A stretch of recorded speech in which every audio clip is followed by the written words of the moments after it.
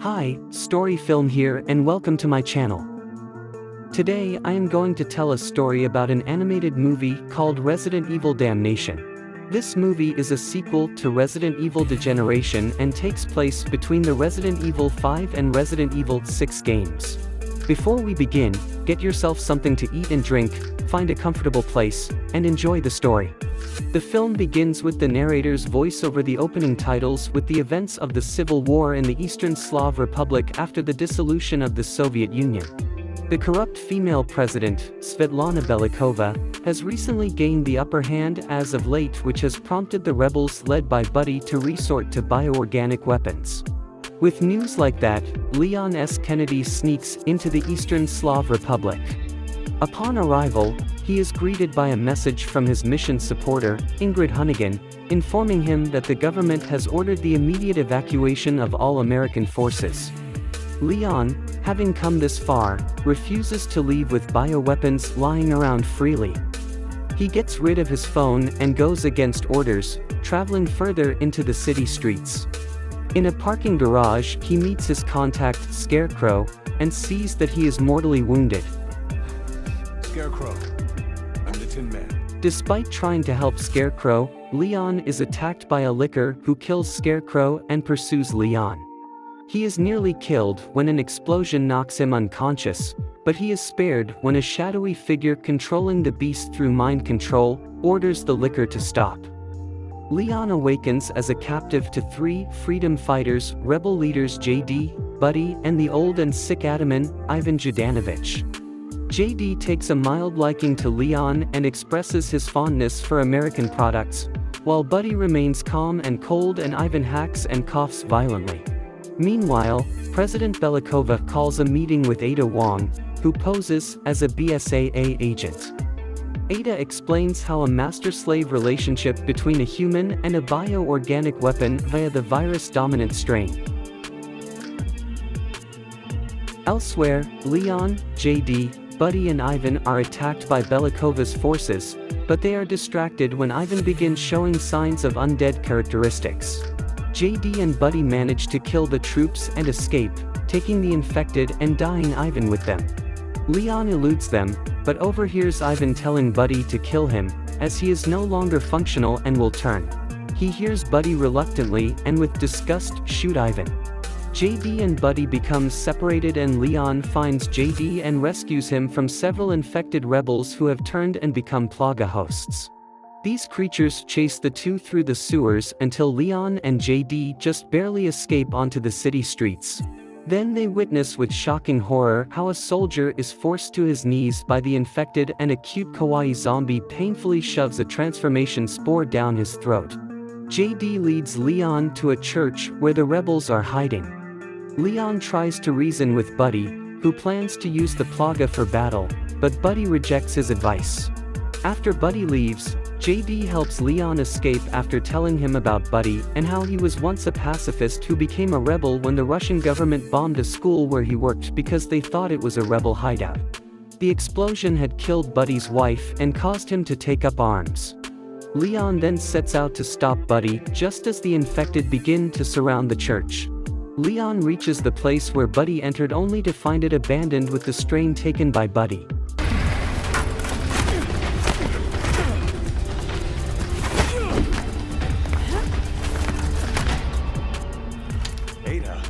He is confronted by Ada and suspects that she is responsible due to the sample retrieval mission in Resident Evil 4, which she denies, but confesses to having procured a sample in Eastern Slav. She flirtatiously asks Leon if they will ever continue that night, to which Leon replies, "Any time, but now." Ada warns Leon that the place will be purged soon by Belikova's troops before she flees into the night. Leon rushes back to the church to see all the rebels overwhelmed by the infected, leaving JD as the last survivor, though mortally wounded and infected. JD gives Leon his weapons and armored vest just before B.O.W.s arrives. As JD begins to turn, he confesses to B.O.W.s that he never fought for freedom, but mainly to hang out with his friends just before his head bursts into tentacles. Leon, who looking forward to show JD America after this mission, shoots him out of bitterness. Leon tries once again to convince Buddy not to use the virus, but he refuses and flees when the church is bombed and the ceiling collapses, with Leon narrowly escaping. The next day, Belikova digs deeper after finds out that Ada is a fraud and is after a virus. Belikova confronts Ada about this while having tea, and Ada, now realizing she has been exposed, attacks her.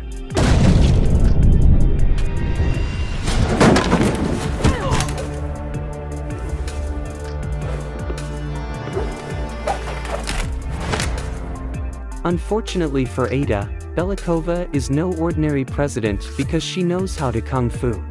Realizing that Belikova is a pain in the ass, she grabs a knife and attacks her with it, while Belikova dodges the knife like a pro. After letting Ada have fun with her knife, she manages to snatch it from her while tearing her shirt. Suddenly the phone rang and the secretary, who was enjoying the action of the two women and was amazed to see that Ada's shirt was torn, took some time to answer the phone. He then tells that the terrorists have broken in, and Ada takes this opportunity to escape, but is trapped in a sealed room which is actually an elevator. Now that's impressive. Outside the palace, Buddy attacks the capital with a team of liquor lackeys which make short work of Belikova's soldiers. Leon breaks through the capital walls and comes across with two lickers and dead soldiers lying on the ground. He manages to escape and meets Ada, who was tied up but managed to free herself with a knife strapped to her thigh. The two stumble upon the main control of the hive, discover the Plaga parasite, and realize what Belikova was really working on before being confronted by Belikova and a squadron of her soldiers. You'd better watch out. That old broad's got a bite worse than her bark. Say what? Seeing that Belikova and her soldiers were distracted, she immediately turned off the lights while Leon fired randomly, causing the soldiers to spontaneously fire and shoot each other. Leon manages to take Belikova as a hostage and slowly retreats while asking her if she's the one spreading the Plaga parasite, not knowing what awaits him. After Ada, Leon became the second victim to taste Belikova's kung fu.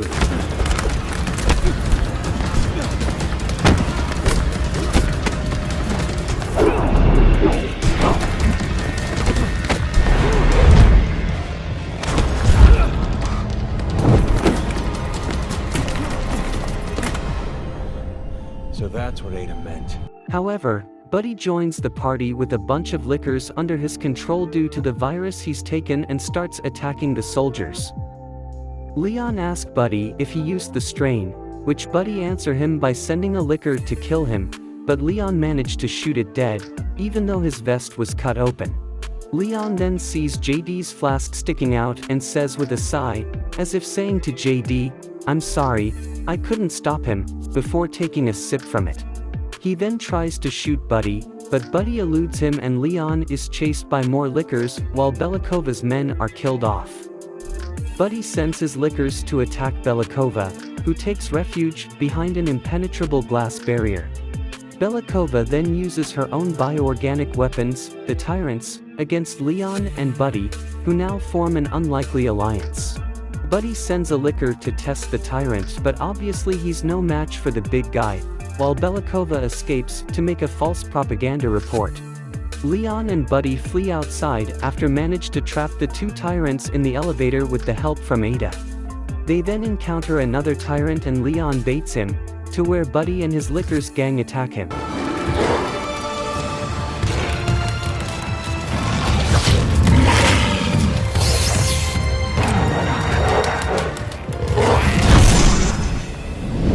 Buddy distracts the Tyrant with lickers long enough for Leon to shoot at a nearby petroleum truck and seemingly destroy the beast. However, the Tyrant emerges from the fire and smoke, unfazed by the explosion. The now naked and sexy Tyrant attacks Leon and smashes him against the column on the steps of the Capitol.